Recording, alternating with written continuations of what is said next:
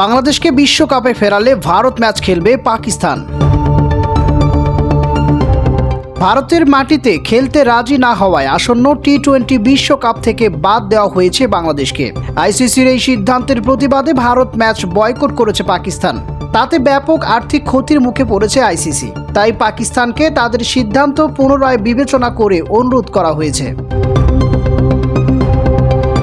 পাকিস্তানের সাবেক ক্রিকেটার রশিদ লতিফ মনে করেন, পাকিস্তানকে তাদের প্রাপ্য সম্মান ও বাংলাদেশকে বিশ্বকাপে ফিরিয়ে আনলে নিজেদের সিদ্ধান্ত থেকে সরে আসবে না পাকিস্তান।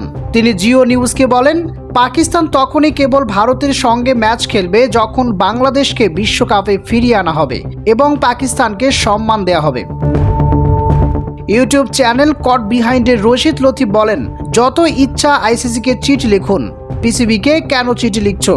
পাকিস্তান সরকারকে চিঠি লিখো। পিসিবি তো কোনো প্রেস রিলিজ দেননি, চিঠিও লেখেননি। পাকিস্তান সরকার আমাদের না করে দিয়েছে, যেমনটা ভারতকে তাদের সরকার দিয়ে থাকে।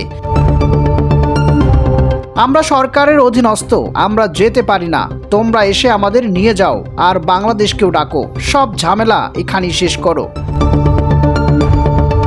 অনেকে মনে করেছেন পাকিস্তান বাংলাদেশকে শাস্তি দিতে পারে আইসিসি। এ প্রসঙ্গে রশিদ লতিফ বলেছেন, নিষিদ্ধ করলে বাংলাদেশ পাকিস্তান মিলে আমরা এমন একটা টুর্নামেন্ট আয়োজন করব যেখানে আমরা নিজেদের মধ্যেই খেলব।